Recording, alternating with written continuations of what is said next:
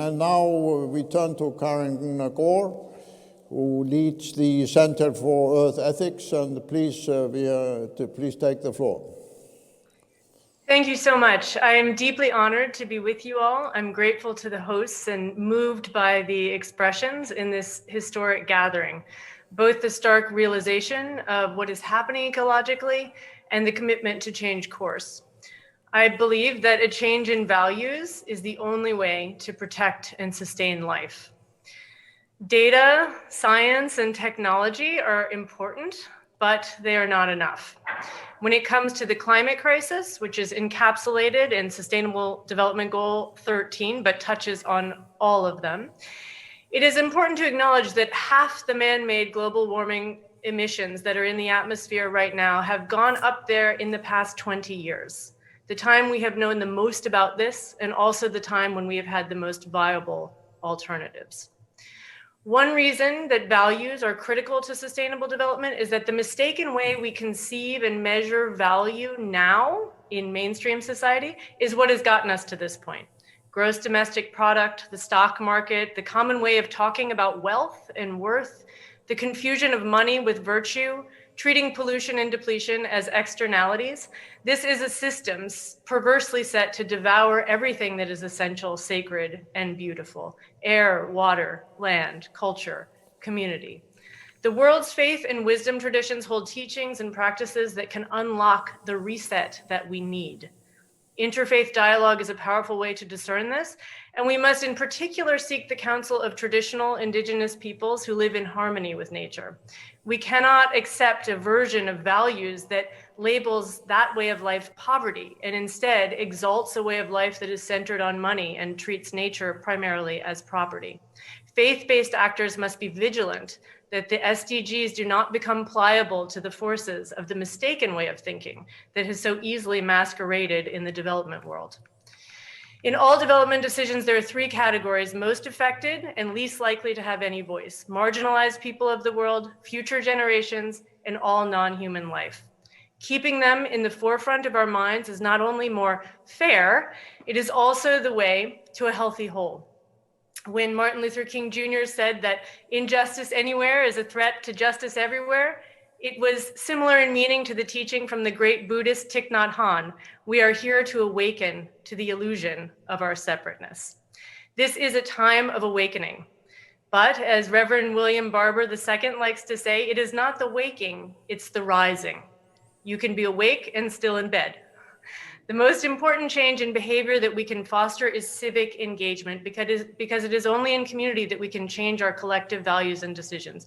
Movement building works. The system will not release its grasp easily, as we are experiencing now. Only a moral movement that shines the light of truth and pulls everyone together can overcome this. So right here, right now, reflected in this beautiful gathering, we have everything that it takes to build that. Thank you.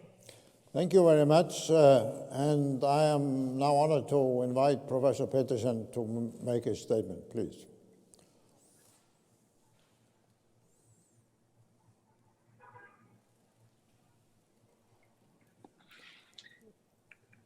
Can you make sure the microphone is on? Yes. Yeah, go on. Okay, Yeah. Thank you. Thank you so much. It's a joy. It's an honor to be here. Ethics is the reflection on values, especially moral values, the questions of right and wrong, good and evil. And what is of value is what is of worth, is useful, or is desired.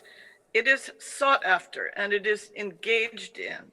And therefore, what people really value is known by their actions and not necessarily by what they say, as Karena was pointing out. And spirituality is perhaps a vague term, but it's extremely significant. The fact that this word, spirituality, has come to the fore so prominently in recent decades is a very important development. And it refers to concrete experience, inner experience that is often related to something larger than ourselves, even to realities or a reality called by some the sacred. And this term, the sacred-like spirituality, spans different traditions. Spirituality then as a concrete inner experience of the real, of the sacred, can be a crucial signal of what is truly of value to people, and therefore it's also an immense impetus to action and change. Now, a religion, any religion, is composed of a worldview or cosmovision, a value system or an ethics, and a set of practices, or some say a way of life that attunes us to the worldview. And therefore, religion and ethics are not two different things, but rather a religion, any religion, is itself ethically constituted. Ethics is intrinsic to religion. There is no such thing as a religion without an ethics. Ethics is not something extra to religion. And the world's religions do share a number of core values, and this is known by research. And some call this a global ethic. And to take three very well-known examples, the Universal Declaration of Human Rights, the Earth Charter, and the global ethic of the Parliament of the World's Religions are all articulations of a global ethic. And likewise, it is now well recognized that the world's faith traditions do agree on certain central norms in environmental ethics. And this is also known by research. And UNEP has affirmed this agreement or consensus and published it. And I will leave it there. Thank you so much. Well, thank you very much indeed, and I really appreciate how all of you stay within or on the time limit. Next is Professor Schirmacher, please.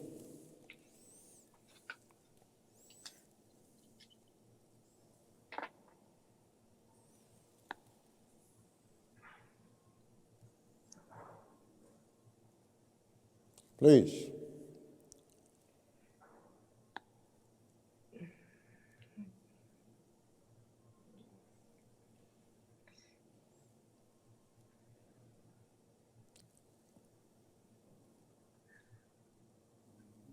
Are you ready to? If not, then we can wait until you're ready and go to Professor Khaled.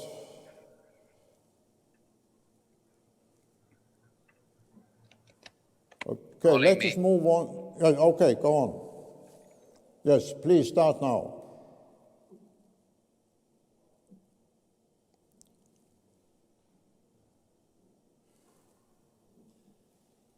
Well, if not, then I will go straight to Professor Khaled, if you could start. Thank you. Thanks, Chairman. Can you hear me? Yes. Yeah, okay, thank you. Yeah. There is a thought that I would like to put across before I proceed. Just that it occurred to me that not very long ago, it was the faith communities, the traditional societies, and the indigenous communities who held the environment together, and somehow over the past few hundred years we seem to have lost it, and now we are hopefully making some kind of a comeback to impress upon our actions the kind of ethical and moral foundations that we used to rely on to hold the natural world together.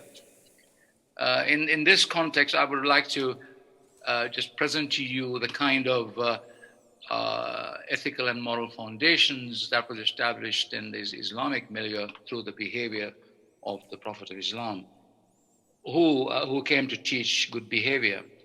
That is, good behavior with each other, with the natural world, and with other sentient beings.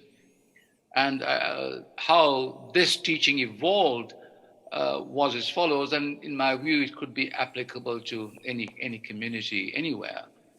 And this is as follows. The elements that compose the natural world are common property. one. Secondly, the right to benefit from natural resources is a right held in common. And thirdly, there shall be no damage or infliction of damage bearing in mind future users. As an extension of this foundational code, Muslim legalists have over the centuries established the following principles. A person invalidates his right over a particular natural resource if by exercising it he or she causes detriment to another. Secondly, causes detriment to another without corresponding benefit to the other. And thirdly, causes general detriment to society as a whole. Additionally, every member of a society is entitled to benefit from a common resource to the extent of his or her needs, so long as he or she does not violate, infringe, or obstruct the equal rights of other members of society. Secondly, accountability rests with the user. Thirdly, in return for benefits derived from a renewable resource, the user is obliged to maintain its value. And fourthly, if the user causes destruction, impairment, or degradation, he or she is held liable to the extent of putting right the damage caused by his or her behavior. They are the basic principles. And at this point, I would like to echo what the lady presenter from India, she referred to the Sustainable Development Goal 12, responsible consumption and production.